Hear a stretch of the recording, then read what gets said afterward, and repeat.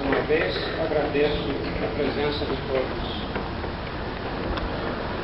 E a gente sempre que fala depende da resposta que recebe daqueles que ouvem. Então, vamos estabelecer um vínculo de simpatia, de afeição, de afeto entre nós, para que possamos nos entender acima e além da linguagem humana. Se eu precisar sentar-me por cansaço ou por... Eu estou com uma doença importante, residencial, doença de, como se chama? Labirintite. De sarneia, de Jânio Quadros, de modo que é possível que eu tenha que me sentar, embora não seja candidato à presidência. Bom, como fizemos ontem, eu prefiro seguir um roteirozinho, porque senão o assunto é muito vasto e a gente pode se perder, eu principalmente. A gente diz às vezes o que não precisa dizer e acaba não dizendo aquilo que precisava. Estão ouvindo bem?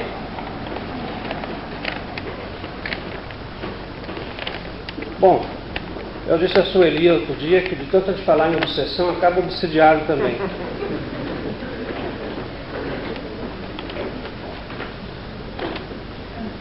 Eu não sei bem por que eu fui parar nesse trabalho, talvez os companheiros espirituais o saibam.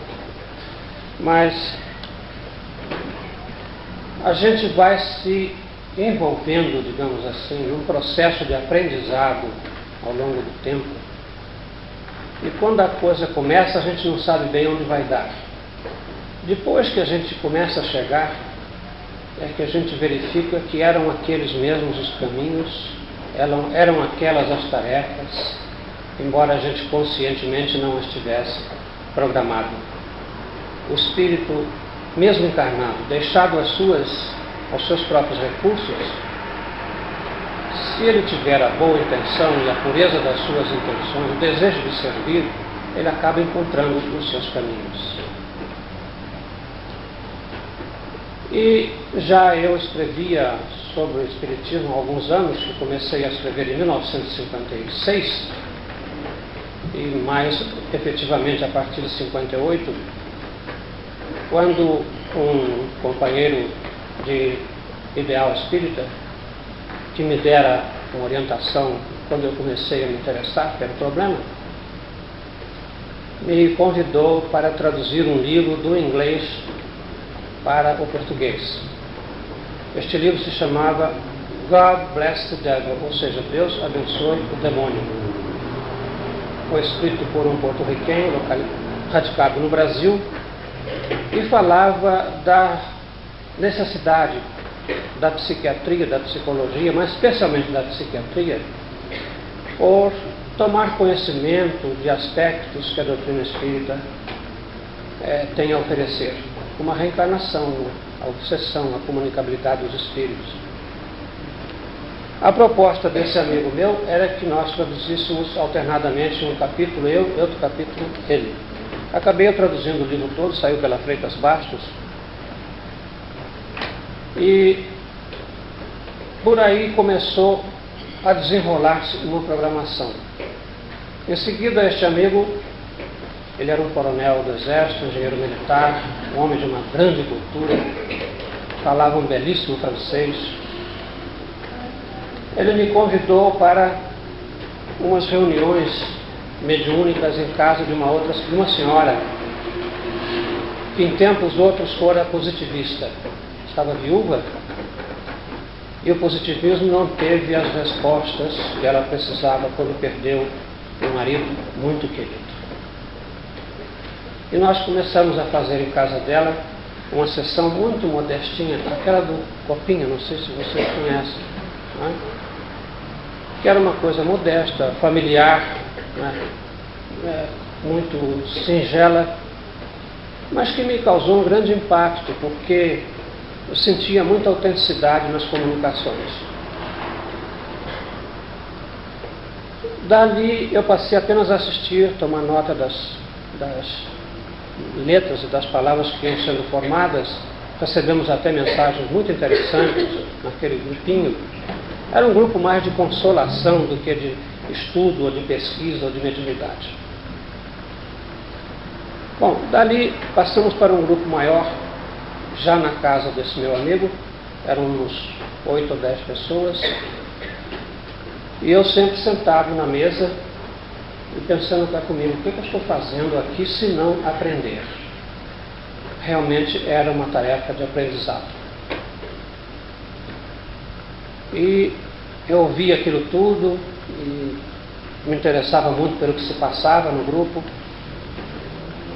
Um belo dia, os companheiros que dirigiam disse, vamos mudar um pouco essa sistemática. Fulano vai fazer a prece inicial, o ciclano faz isso, o outro dá um passo, não sei o quê. E para mim, você vai falar com os espíritos, você vai ser o doutrinador. Eu disse, meu Deus do céu, o que eu vou dizer para estes espíritos? Como que eu vou me sair desta incumbência? Eu, além de tudo, tinha a inibição natural de falar. A minha dificuldade sempre foi muito de falar. Mas,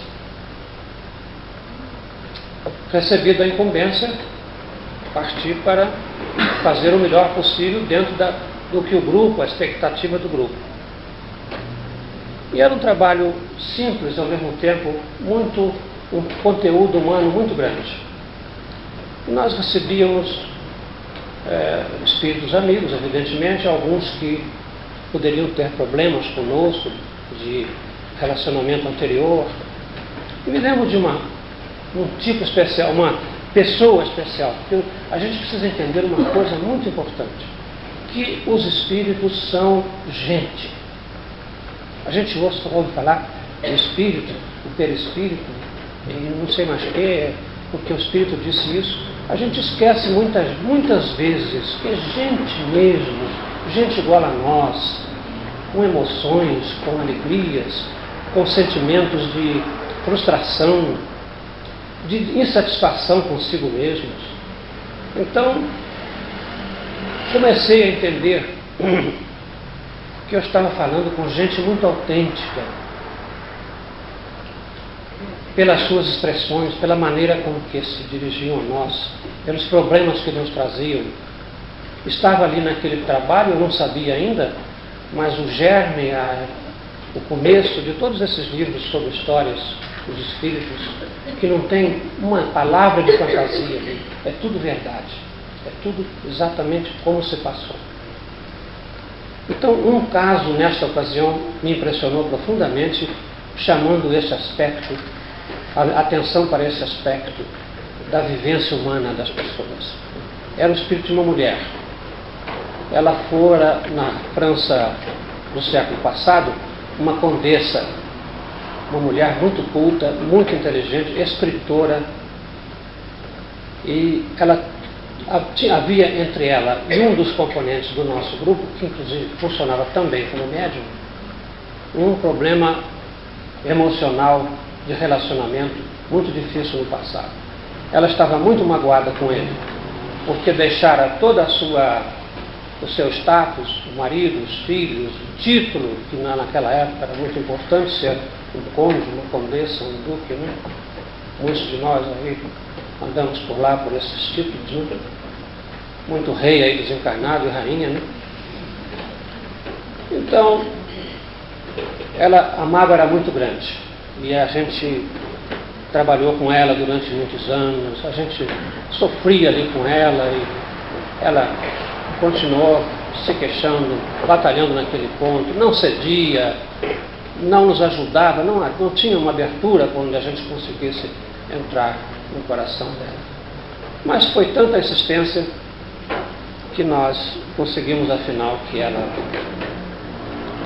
nos aceitasse, e ela se desarmou quanto a esse companheiro. Aí as coisas começaram a acontecer. Ela foi, esse espírito, esta pessoa, voltou, ela foi programada para renascer, como meta daquele companheiro nosso, para mudar o relacionamento do amor paixão, para o amor puro. Então, este episódio eu estou detalhando um pouquinho, porque contém muitas lições que eu vou mostrar a vocês, porque foram lições que eu recebi. A primeira coisa que nos chamou a atenção, que a filha deste nosso companheiro havia recentemente se casado, a primeira gravidez, nós ficamos sabendo que se tratava deste espírito, dessa moça. E na época oportuna do parto, ela se mudou para uma cidade de São Paulo nessa ocasião, e a avó ficou no Rio, a futura avó, mãe da moça. Então, na época do parto, esta nossa companheira foi para lá para ajudar a filha, né, na ocasião do primeiro nascimento. E passaram-se os 9 meses, e passaram-se 10. E a criança chegou com 10 meses. Ora, aquilo já nos deixou com muitas perguntas. Então eu perguntei a um dos nossos companheiros o que tinha havido, como é que poderia ter sido uma gestação de 10 meses. Coisas que a gente aprende no trabalho mediúnico, que são fatos da vida, não são teóricos. Ele explicou o seguinte, que a mãe desta menina havia apanhado uma rubéola no primeiro mês de gravidez e que certamente poderia afetar a criança. E este espírito desta criança não tinha comprometimentos com deformações físicas, como a lei protege, como a lei é justa, como ela é correta naquilo que prepara para nós, como da maneira que nos encaminha. Então, houve o que se diria um aborto natural, e ela no mês seguinte engravidou-se, tanto que ela não percebeu que havia perdido um ciclo. E a mãe, tanto é que a mãe foi para lá na época certa. E a criança então não nasceu com 10 meses, nasceu com 9. Apenas, talvez não, certamente, numa outra fecundação. Então, aconteceu uma coisa muito curiosa. Quando a mãe da menina veio ao Rio, a criança estava com alguns meses. E eu tive com esta moça, esse espírito, verdadeiras batalhas verbais, porque é uma mulher muito inteligente, com muita argumentação, com muita espiritualidade, com muita presença. Então, eu fui visitar a mãe, né, e a avó e tudo, e a mãe me chamou, vem cá, vem ver a menina. Ela estava dormindo no berço. Isso até é um pouco da história que eu vou contar amanhã, mas vamos antecipar um pouco. Eu disse, não acende a luz porque ela vai acordar. Assim, não acorda não. Realmente ela continuou adormecida. Quando eu cheguei ao lado do berço, ela despertou, abriu os olhinhos, olhou para mim, deu aquele sorriso e voltou a dormir. Porque eu estou por aqui, viu? Olha que coisa. Então você vê reencarnado numa criança aquele vínculo de amor, né? De reconhecimento, de gratidão. Aquilo me deixou desarmado. Eu fiquei perplexo com a reação da criança. Talvez por aí eu tenha começado a estudar esse mecanismo da criança, o que é realmente a criança, que nós vamos falar sobre isso amanhã. Mas esse grupo nos trouxe muitas outras experiências interessantes. Exatamente porque era pequenininho, porque nós todos nos estimávamos, todos nos respeitávamos. Não tinha compromissos com procedimentos, com atas, com grupos, assim, com público, não é? Tudo trabalho muito respeitável.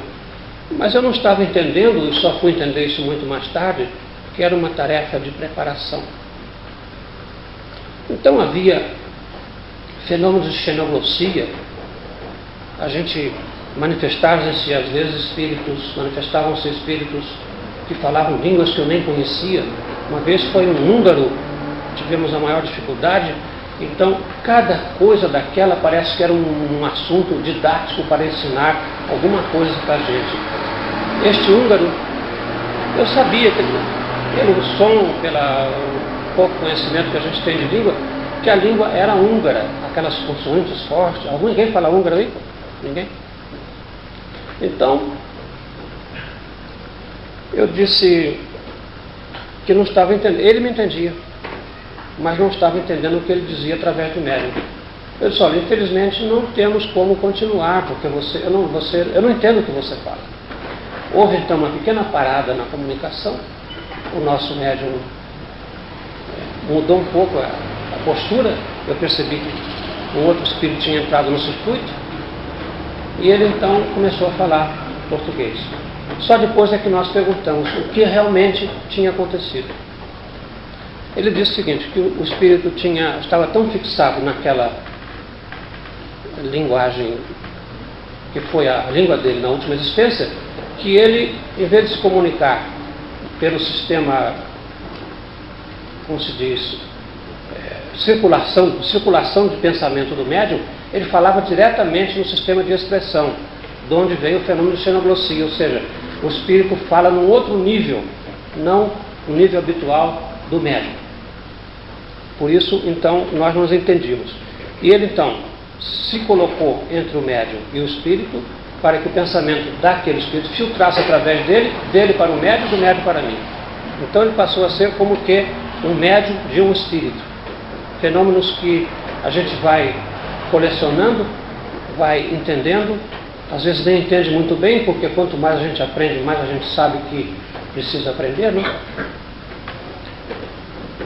E havia um exorcista que aparecia, rezava um ritual todo de latim, abria um livro que a gente não via em cima da mesa, nos abençoava, porque nós estávamos com parte do demônio, estávamos trabalhando com coisas proibidas pela Bíblia, né? Aquelas histórias. Havia um que me conheceram na Alemanha no século XV, este foi um caso muito interessante, de um espírito que se perdera no tempo.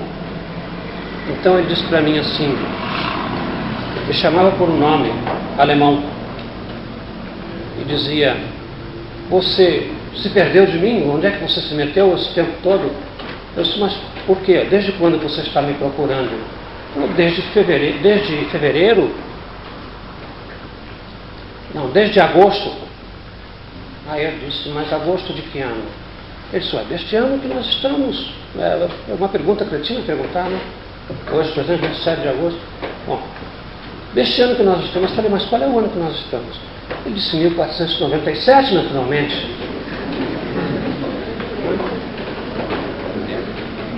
Então eu fiquei assim tão perplexo. Por isso é que eu digo às vezes que o mistério do tempo é uma coisa tão fascinante, que às vezes um minuto parece um século e um século é como se fosse agora, um minuto atrás. Então esse espírito estava preso no tempo, como se tivesse caído numa armadilha temporal. Ficaram na Alemanha, diz ele que só falava alemão, está falando português comigo, diz ele que eu só falava alemão com ele, eu não sei falar alemão.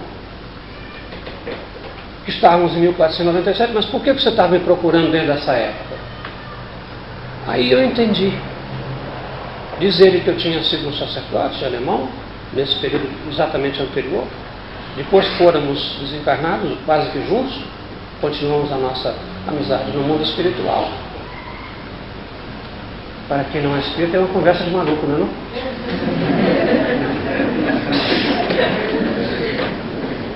Ele me chamava de Ludwig. Então eu me lembrei.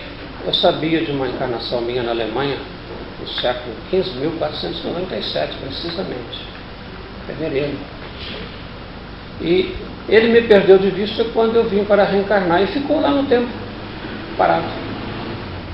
O tempo não tinha passado para ele. Descoberta da América, o Brasil, a língua portuguesa, o que é o português, o que é Brasil. Então, são lições que a gente não cansa de aprender. Eu tenho aprendido mais com os espíritos do que tenho ensinado. O que eu ensino a eles é muito pouco. O espírito que se manifesta num grupo com uma proposta, com um caso pessoal, como dessas histórias aí, ele tem um depoimento tão fascinante. É uma criatura tão necessitada de compreensão, de alguém que o ouça, que o entenda. A gente não tem tempo nem paciência para ouvir. Os grupos mediúnicos às vezes são um pouco apressados.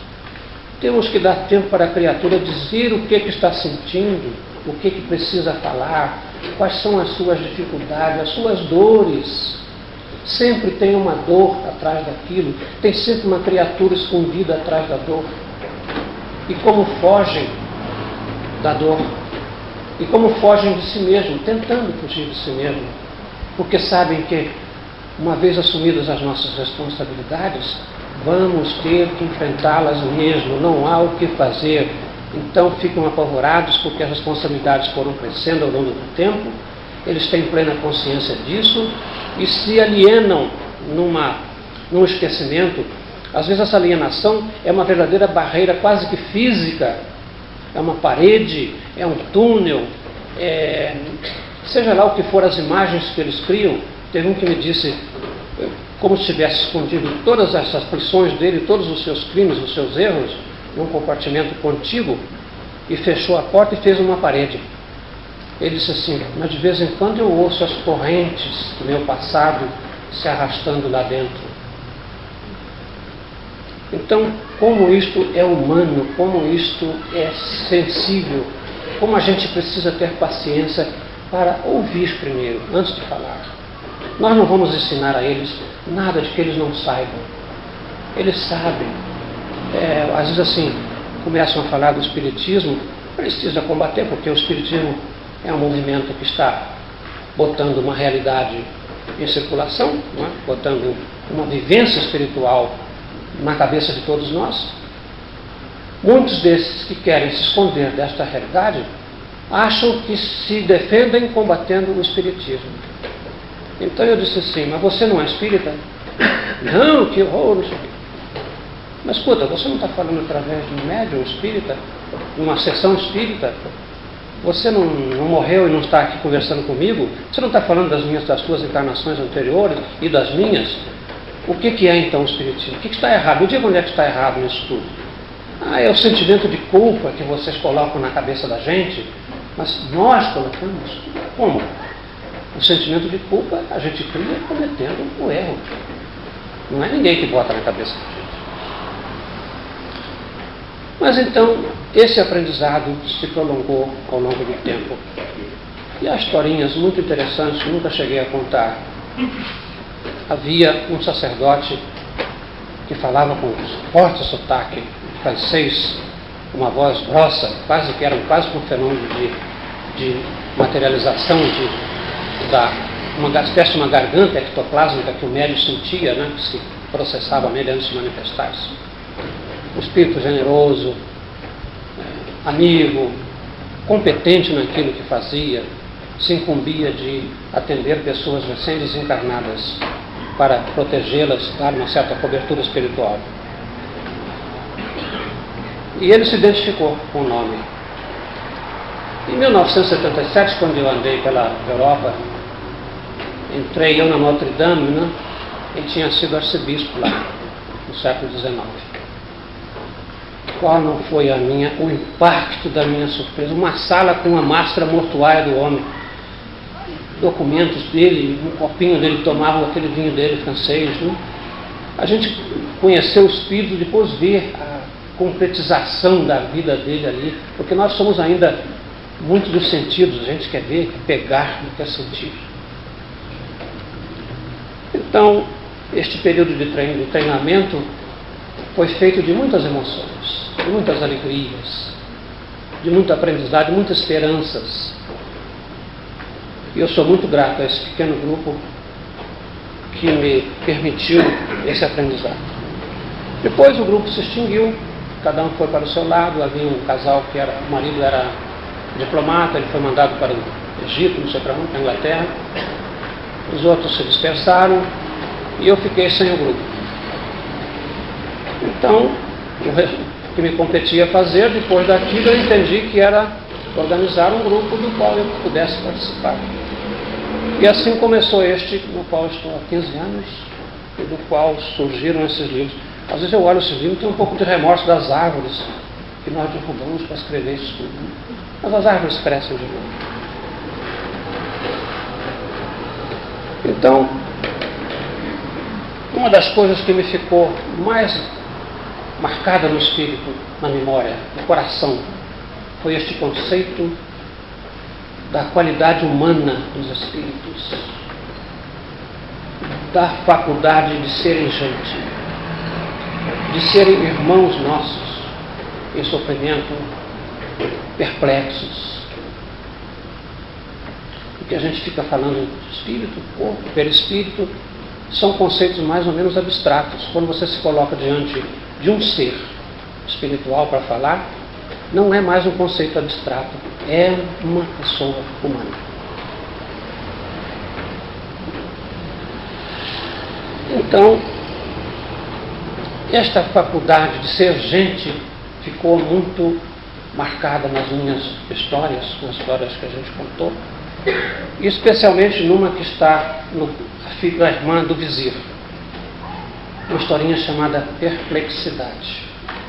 Essa história nos trouxe uma porção de lições, porque a gente tem que estar prestando atenção no que acontece nas sessões mediúnicas, porque elas são muito didáticas, elas são aulas de vida, aulas de comportamento.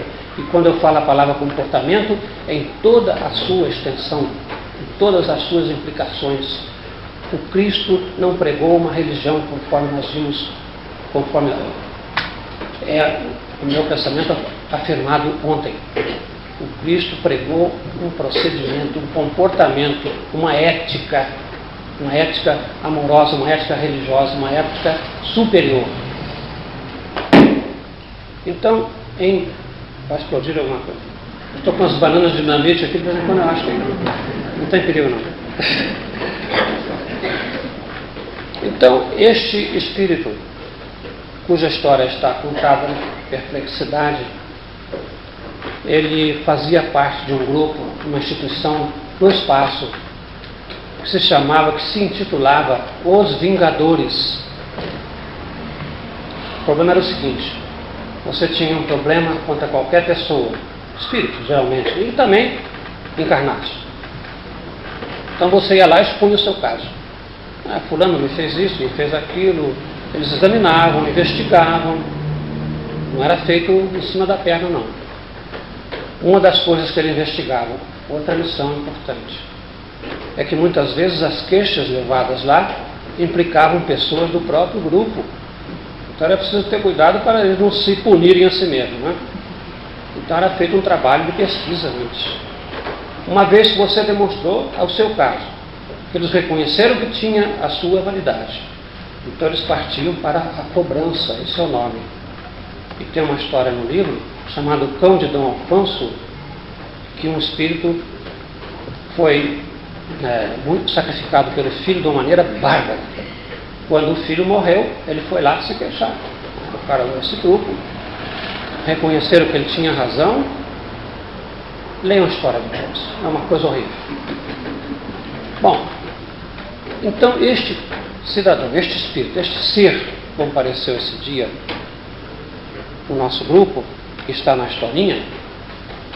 Ele era um dos dirigentes, um dos líderes desta instituição dos Vingadores. Era um homem de cabeça muito fria, muito seguro de si, muito enérgico, competente, inteligente, porque eles são muito inteligentes. Não os subestimemos. Eles têm muito conhecimento, muita competência, muita presença às vezes. Quantas vezes, e isso está no Exilado, que é a própria história do Exilado, eu me senti absolutamente inadequado, incompetente diante da segurança, da inteligência, do conhecimento, da presença daqueles espíritos. E a gente tem que ter, não é humildade não, é a realidade, a gente tem que reconhecer que são espíritos muito bem dotados. Não os subestimemos. Então este homem era um homem que se incumbia de tarefas de muita responsabilidade nesse grupo dos Vingadores. E ele organizou, segundo ele nos contou posteriormente, um dossiê sobre cada um de nós, os componentes encarnados do grupo. Depois de todo organizado, ele ia comparecer ao grupo com o dossiê para nos desmoralizar. Você fez isso, fez aquilo, você é isso, assim, você... E é claro que a gente está cheio de pontas soltas por aí, né? Então, ele chegou, segundo ele nos contou depois, o nosso orientador espiritual, ele mostrou, olha, hoje eu vou acabar com esse grupo aqui. Está aqui eu trouxe um assistente com as pastas, os documentos, vou desmoralizar todo mundo aí. Falei, não, irmão, pode entrar, não tem problema. Ele disse que já ficou meio desarmado. Como é que ele traz uma papelada dessa, uma documentação assim, arrasadora sobre nós, né? E o nosso orientador, com toda a educação, pois não, a casa é sua, pode entrar. Mas, nesse ínterim,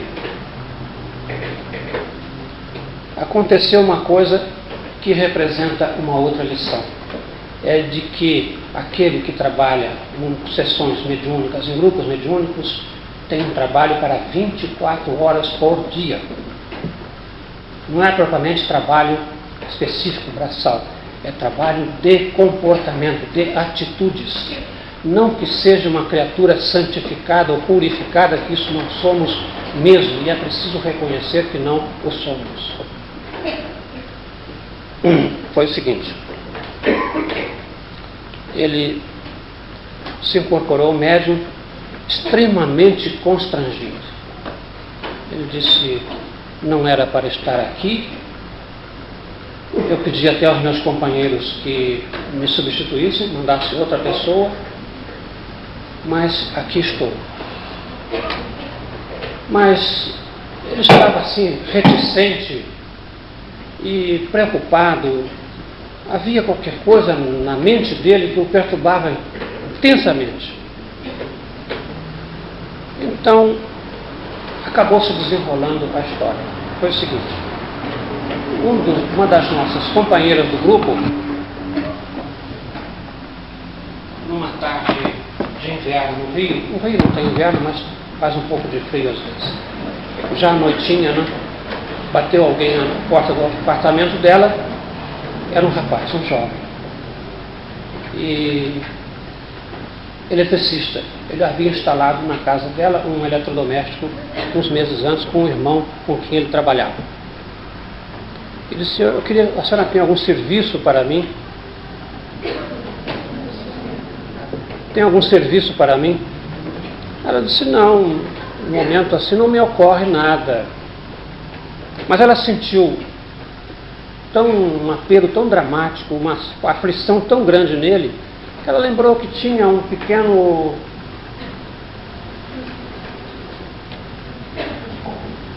problema lá, que não era de grande importância, mas que justificaria dar um serviço para o rapaz, que ela sentiu muita urgência no apelo dele. Tá bem, você faz isso para mim. Ele resolveu aquilo em poucos minutos. Os obsessores já chegaram ao microfone também.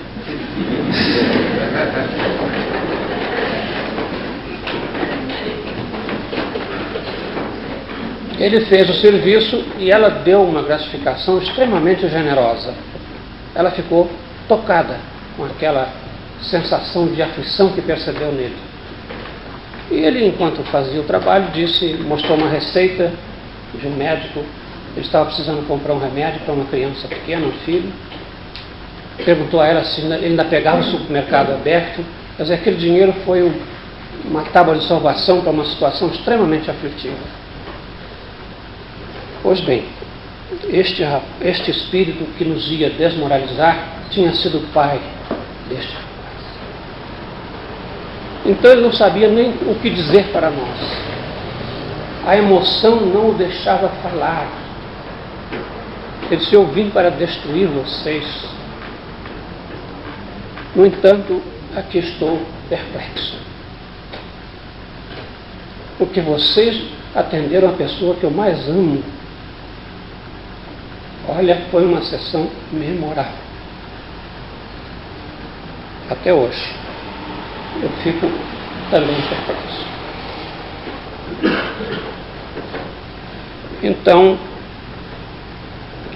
ele não mostrou os seus dossiês e disse que estava preparando aquele trabalho para demolir o nosso grupo, quando sentiu um apelo, porque ele disse que as pessoas que se amam, não há separação, seja qual for a condição, seja onde for estejam. E ele não tinha condições de ajudar aquele filho. Não tinha dinheiro, não tinha recursos materiais, não tinha nem como pedir, porque ele se sentia um réprobo, um infeliz, um espírito desarmonizado. Não se sentia com autoridade nem para uma prece. Quando ele viu que nós, a quem estavam combatendo com tanta veemência, socorremos uma criatura dele, um impulso generoso, certo, mas não foi tanta coisa assim, foi dar um dinheirinho para ele comprar alguma coisa. Por favor, leiam a história porque é uma coisa dramática. Este homem abandonou a tarefa, desarmou todo aquele grupo, aquela estrutura que lá havia, porque ele era considerado a pessoa intocável, irremovível, insensível. Quanta sensibilidade havia atrás daquela insensibilidade aparente. Quanta dor naquela criatura interessada em se esconder atrás de uma atitude de desarmonia e que o amor desarmou. Tem um livro aí?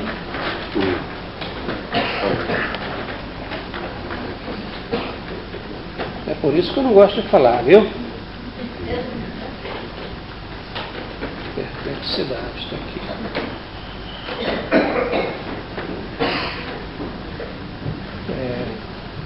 Meus amigos, disse ele, isso em pranto, hein? Se posso lhes dizer uma palavra, alguém que conhece a vida na carne, centímetro a centímetro, as desilusões, as dores, aproveitem a vida no bom sentido, porque eu não soube aproveitar enquanto estava aí, e depois é tarde. Eu disse, não é tarde, você pode recomeçar. Olha as palavras finais, muito obrigado, muito obrigado. Não adianta dizer as palavras, se eu pudesse, tirava o meu coração e botava em cima desta mesa.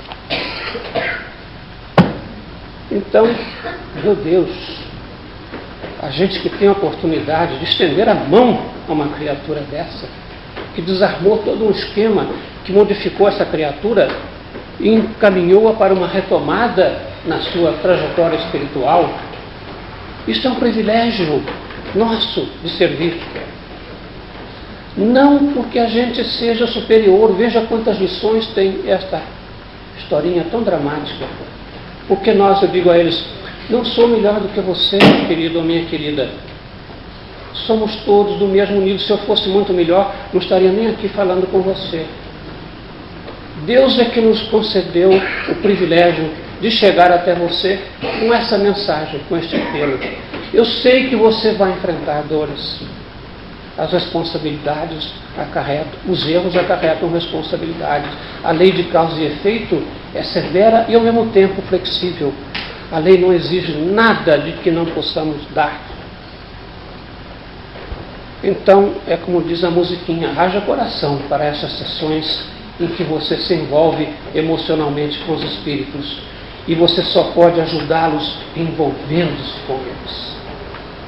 Rindo com eles quando é o momento, chorando com eles quando é preciso chorar. Não ter vergonha das suas emoções, dos seus sentimentos. Porque ele não se entrega à pessoa que o trata com frieza, com dureza. Toda aquela valentia, aquela empáfia, aquela veemência é para te testar, saber se você também tem coração, se ele pode se entregar, se ele pode se confiar em você. Então, é um trabalho que me emociona, que me instrui, que me mostra quanto de gente nós somos e quanto de gente são estas criaturas que nos aparecem nos grupos, quanto trabalho a fazer através dessa tarefa mediúnica, mas tem que ser feita com amor, com paciência, com empatia. Você tem que sentir e participar das emoções daquele espírito.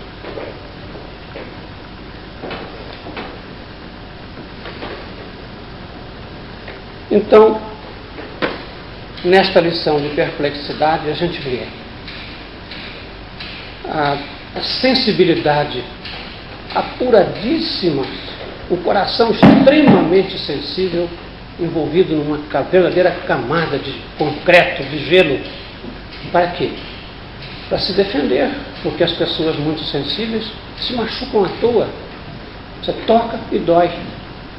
Então eles se revestem de armaduras que parecem agressivas, parecem agressivos, parecem estúpidos, veementes demais, grosseiros. Não é, tudo aquilo é dor, tudo aquilo é dor. Nós temos apenas que descobrir o caminho. Como é que vamos chegar ao coração dessa criatura? Por onde está o caminho? Daí então, ter recorrido eu, ao longo de muitos anos, de 15 anos dessa prática mediúnica, as regressões de memória, para poder chegar a determinados núcleos, porque a defesa da mente quanto a esses núcleos de dor é muito poderosa, é muito forte. A gente acha que esquecendo liquidou o assunto. É como se desejássemos esquecer todo um passado e começar daqui para frente. Bom, daqui para frente eu vou ser bonzinho. Não pode. A gente pode ser bonzinho sim, mas tem que responder lá atrás do que ficou. Porque você não se prejudicou somente a si mesmo. Você criou todo um contexto de dores, de sofrimentos, de angústias, de aflições, mesmo que te tenham te perdoado. Os nossos erros não são cometidos tão contra as pessoas, não. São contra as leis divinas. Nós quebramos uma harmonia, o fluxo da lei. Nos colocamos contra esse fluxo. Então é preciso ir lá reparar. As pessoas até já tenham nos perdoado. Às vezes estão até trabalhando por nós, sem a gente saber.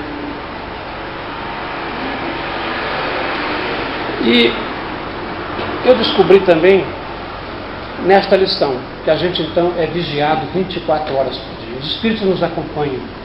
Eles querem saber se aquilo que você diz para ele na sessão mediúnica é aquilo que você realmente é e pratica. Não que sejamos perfeitos, repito. Eles sabem que nós somos imperfeitos. E quando eles me ameaçam, eu disse, olha, você vai me desculpar, eu não tenho medo. É claro que você pode me causar grandes transtornos, mas você vai me prejudicar, vai tentar me prejudicar ou me fazer sofrer naquilo em que a lei, em que eu estou devedor perante a lei. Não em decorrência do trabalho em si. Seria injusto você estar fazendo um trabalho que é de assistência espiritual e moral e ser punido pelo seu desejo de servir.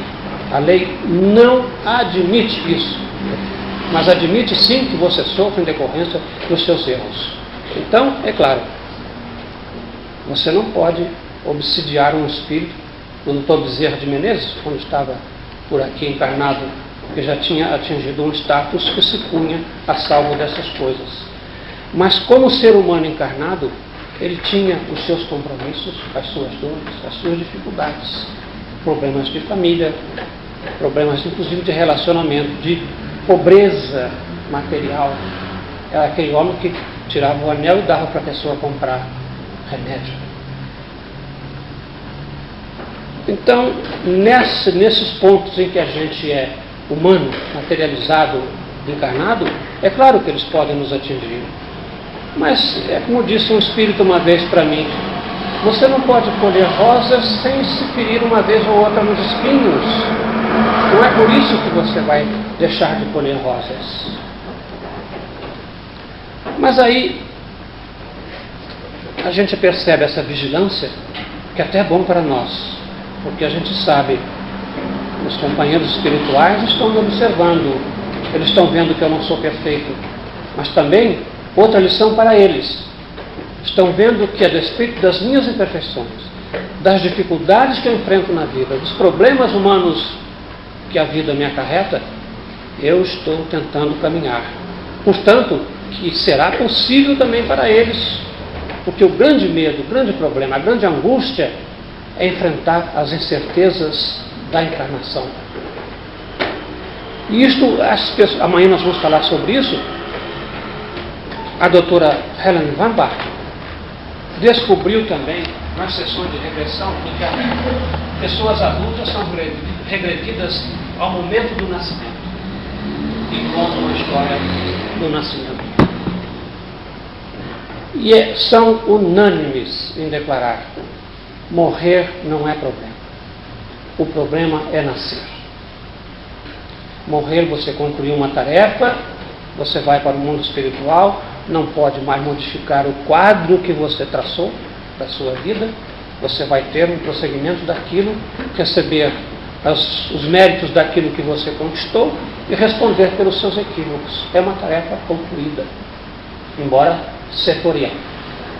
Nascer é uma incógnita. Você nasce com as melhores intenções, traz programas para realizar, abandona-os, muda, altera, modifica, faz coisas inteiramente diferentes, revolta-se, angustia-se. Então, a vida na carne é infinitamente mais complexa do que a vida espiritual. Então, ficam multidões de espíritos no mundo espiritual tentando adiar o compromisso da encarnação. Porque a encarnação você vem para um mundo em, primeira coisa, cai um véu do esquecimento sobre tudo aquilo que você foi. Tem as suas vantagens, é claro, você esquece também os seus equívocos, os seus erros, as suas angústias. Mas se atrapalha com as suas tarefas a realizar. Então esses espíritos nos lembram que a reencarnação precisa ser aproveitada. Este espírito nos trouxe essa lição. Nos vigiava, levantou todos os nossos, sobre encarnações anteriores, inclusive, né? Todas as nossas fraquezas, porque ele achou que chegando ao grupo desmoralizando-nos, ele conseguiria o intento dele de acabar com a sessão mediúnica. Mas então, houve uma época nessa altura dos acontecimentos, nosso trabalho já bem adiantado, que eu descobri uma outra coisa, que a princípio eu fiquei até um tanto preocupado. Que existem dois tipos de desarmonia espiritual que nós chamamos de obsessão. A obsessão individual, aquela que se dirige para as pessoas. São as vinganças, são as perseguições, são as, como se diz, muitas vezes é vingança mesmo. O espírito